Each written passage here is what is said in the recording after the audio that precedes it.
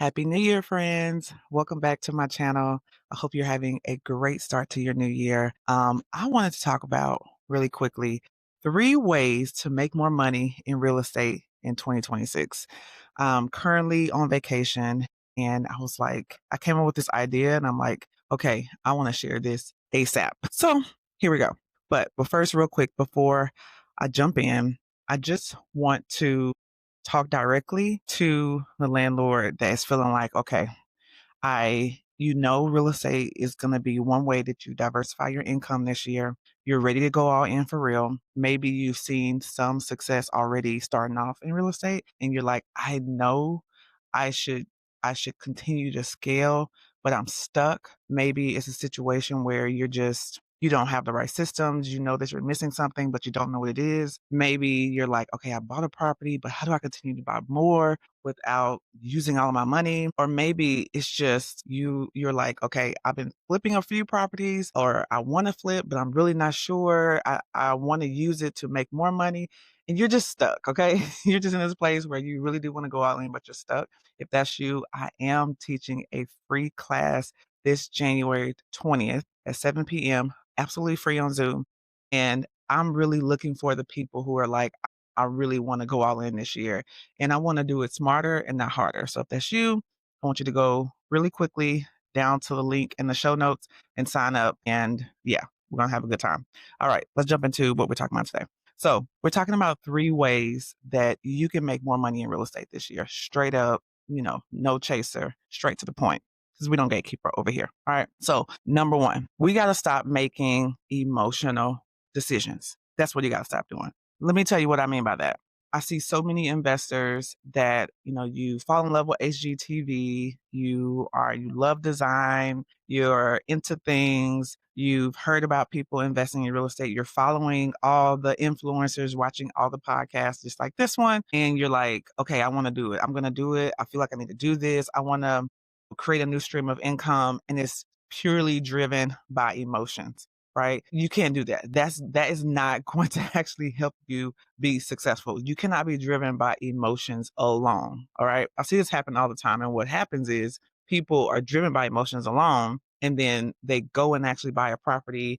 They try to put it on Airbnb, and then it ends up not actually turning out like they thought it was going to turn out. And maybe it's not that scenario. There's multiple scenarios where that's the same case where you went into a situation, you thought it was going to be one thing, you spent all your time, finding the properties, being on Pinterest, doing all the things, you plugging all your spreadsheets and calculating your numbers, and your numbers are supposed to look like this, but at the end of the year, it looks totally different.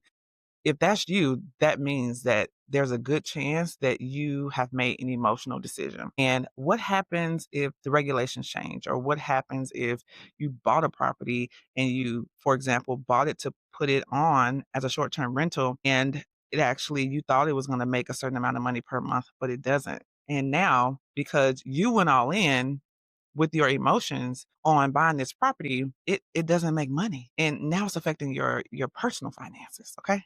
That's a problem. That's why if you want to make money this year in real estate, you cannot make emotional decisions. Pure emotions can start you there. We don't need to actually follow through with the decisions based off emotions. Okay. All right. So number two. Number two is we're making decisions based off of data, not just emotions. Okay. Let me tell you what this means. It means that we are not making decisions like we are performing a hobby. Okay. We are moving from the hobby mindset to a business mindset.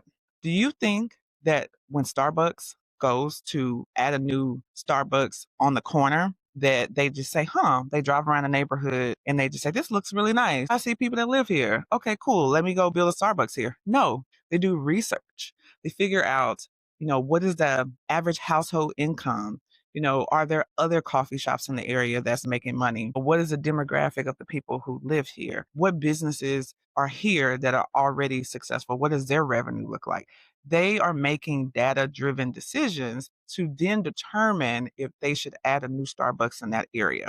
That is the same way that you need to make decisions about your real estate business. So we need to use the data to actually decide, yes, we buy a property in this area. Yes, we flip a property in this area. Or, yes, we have this property and we keep this property. Or, no, we need to sell this property and we need to buy another one. Or, yes, multifamily is a good idea because our other multifamilies are performing. Or, no, actually, we need to buy more single family. We're making decisions based off of data. In order to make decisions based off of data, we got to know our numbers. That's super, super important. If you want to be successful and make money in real estate in 2026, you have to know your numbers, point blank, period. And here's the thing, if you're watching this video and you were able to still own rental properties and have successful projects in 2025, you already won big. Okay. I believe that 2025 was one of the hardest years in the last decade to be a landlord and to be a real estate investor. So if you made it, that's already half the battle. Okay. It's staying in the game. Okay. And so what's going to help you stand in the game is knowing your numbers, really truly knowing how much is this property making in income every month? What are the exact expenses off of each unit every single month? And really being able to have that drilled down. If you have multiple properties, you can't just look at all of your property's income and all of your property's expenses. You have to break it down per property and really look at it in detail. And the numbers will guide you to tell you what you need to do next. Right. And so this is really, really important. And this is the best time to do this right now before you get ready for your taxes. So if you want to be successful this year, you got to know your numbers. Last thing, point three. If you want to be successful and make money in real estate this year, then you got to stop making it harder than what it has to be. Here's the thing I know about ambitious people because I'm one of them. Okay. I am one of them. I know that we make things so much harder than they have to be because we be doing stuff by ourselves. We feel like nobody can do it for us. Nobody can do it better than us.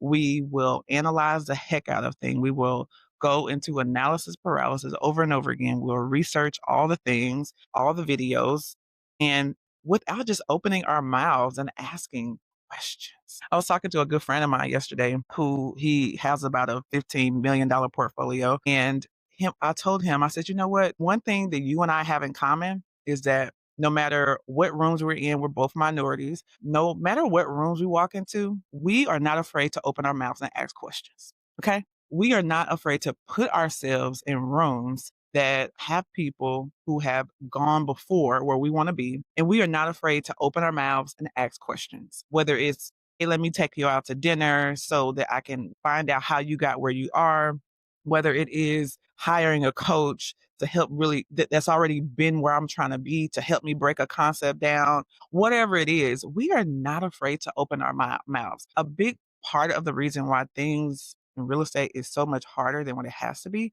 is because we put so much crazy pressure on ourselves to do something successfully that we've never done before. And it doesn't make any sense. Okay.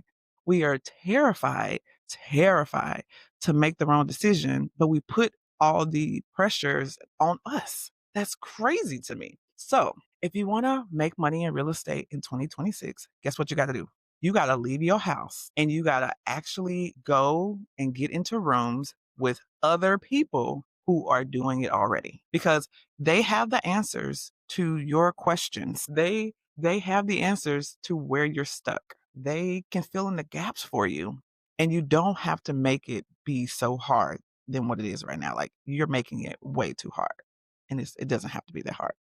So, hey, if you like this video and you're like, I'm going all in, I actually recorded another video giving you my breakdown of my real estate predictions for 2026. I suggest that you go and look at that video so that you know, okay, what is actually working, what's not working to help you guide your plan. Because moving forward, you made it through 2025. Kudos to you. You know, if here's the thing with real estate, you make money long term. You make money when you don't sell, when you hold it, and when you build wealth, when you build equity. Okay. That's how you make money. So, in order to stay in the game, it's not about working harder, it's about working smarter. Okay. And so, if you aren't already following this channel, go ahead and hit subscription because you have discovered a gem on the internet that is going to tell you the game. I'm going to break it down in a real quick way. Okay. So, share this with a friend.